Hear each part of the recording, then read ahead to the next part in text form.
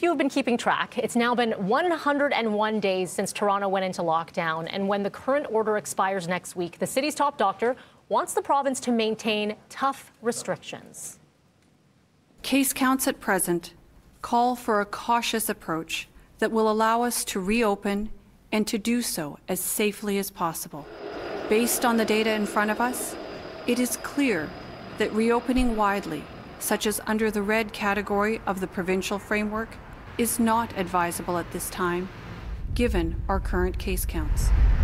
That, of course, Dr. Eileen de Villa recommending that we move into the gray zone, which is less restrictive than the current lockdown. More businesses would be allowed to reopen with limits when it comes to capacity, but you still won't be able to get a haircut, eat inside a restaurant, or go to a gym. Peel's medical officer of health also in favor of going gray, citing that case counts, they are still concerning. So is this the right approach at a time when Toronto's vaccination rollout lags behind other Ontario cities? What should we do? Let's join Mayor John Tory. Good morning to you. Hi, Mel. If I could correct you on that, Toronto's vaccine administration does not lag behind.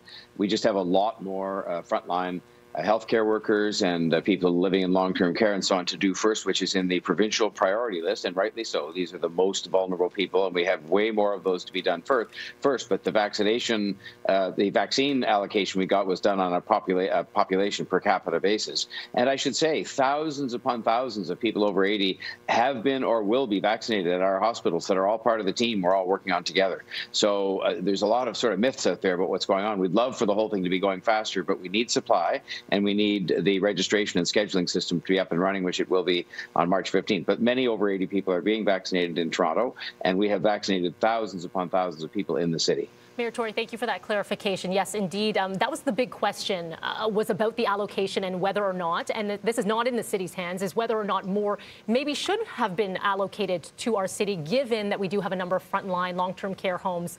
Would you have hoped that more would have come our way?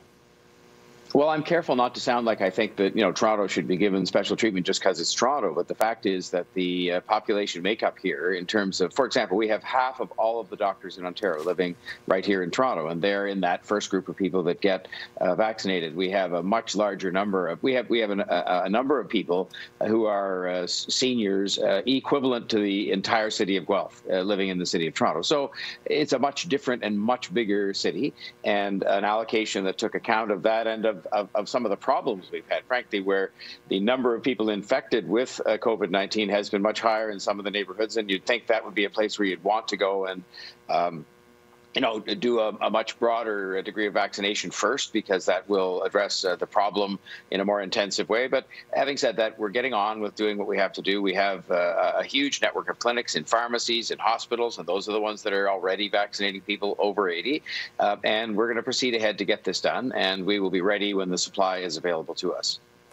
When it comes to the zones, and that is all the conversation today, we are awaiting official word from the province, which color the City of Toronto is going to go into. Dr. Eileen de Villa, of course, recommending that we go gray. The concern being that we don't want to do this back and forth like we saw in Simcoe Muskoka, the region going red and having to go backward to gray, and that does affect businesses. Obviously, you always throw your support behind Dr. Eileen de Villa, but there's a lot of criticism behind here, a lot of businesses saying we cannot do this again. We cannot just sit and wait in the wings. So what do you say to those businesses who are just standing and waiting? Well, I'm very sympathetic to their plight, but I would agree with them when they say we can't do this again, and they may mean something different in the sense we can't do something again in the context of extending the admittedly now a more relaxed lockdown into the gray zone. I would say the thing we can't do again, and I know they would agree with me, is have another lockdown that would happen 3 or 4 weeks from now because we proceeded, too aggressively to open up. And if you look at the numbers, especially the reproduction number, if you look at the variant, the cases doubling in a relatively short period of time, this is not the kind of situation where you want to just say, let's fling the doors open and get back to business as usual. And so I questioned, and we had extensive discussions, and I credit Dr. de Villa for the fact that she took into account in recommending we go to gray, as a recommendation I support, that we need to have some opening up that begins because of the regional reality, because of the pressure on business and so on. But at the same time, I don't think anyone will thank us if we move too quickly and have another shutdown in 4 weeks. I really don't. And I just think in my job, as you say, some of these decisions are not popular, but I ask people to think about why I would recommend and support a recommendation that is unpopular if I didn't truly believe it is the right thing to do in the context of making sure we don't have another lockdown and that we keep people as healthy as we can. That live look that we saw, by the way, was live along King Street, where you saw a number of the restaurants who are sitting and waiting, obviously just takeout and delivery open as those options for them. So they are waiting for that announcement tomorrow. By the way, and here's a live look again. Has the decision already been made before this announcement? Do you know where we're going to be going already, or is it really to the final hour? No, I will say to you that we had extensive discussions with Peel. I talked to the mayors there, mayors Crombie and Brown, about what they were doing. And of course, we had lots of discussions with Dr. Davila, and we have talked to the province because we wanted their cooperation if we go to Grey to have stricter workplace inspections and so on, because there's some evidence that the virus is still breaking out in workplaces. But the province makes the decision. They generally make them and announce them on Friday. And so I expect tomorrow would be the day. And then the effective date of going into Grey would normally be based on their schedule Monday. I'd be happy if the Grey Zone started on Saturday so people could go out and patronize some of these shops that will open with capacity restrictions, but that's entirely up to the province. We've made our recommendation, and I hope they accept it. Okay, Mayor Tory, finally for you, before we let you go, I want to get your take on the verdict yesterday from the Yonge Street tragedy. I know many refer to it as the Toronto van attack, but we call it a tragedy, and that those words are not even strong enough to be able to describe what that day meant in April of 2018. I know I live in that neighborhood, and I walked, and I was there on scene when all of that happened. And just as an individual that lives there, seeing those visuals, that sits with me in such an emotional way to this day. I cannot even imagine the first responders, the families, the victims, the survivors. Yesterday, we saw the verdict come out, and we're going to follow the lead of Justice Malloy and not name this person responsible for this attack. Given the verdict, and can the City of Toronto move on? This was a hard day for everyone. I was there too that day, very shortly after, and I've never seen anything like that in my life. And then I've subsequently visited all the families of those who died and many of the people who were injured.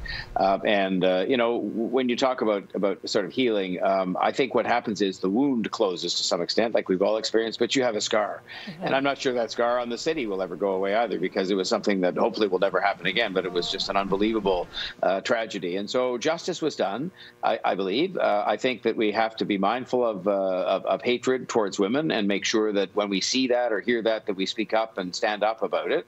I think that the autism community will have to have some healing, because I think the way in which they were portrayed and people who suffer from that, that condition were, stigmatized to some extent.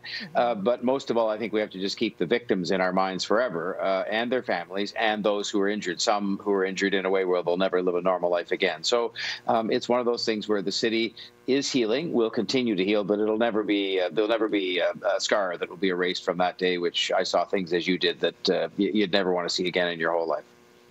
Mayor Tory, as always, we appreciate your time. Please do stick around if you can. We're going to come back to you in just a bit. Right now, it is 7:30. I apologize in advance. We're going upstairs to Stephanie Henry.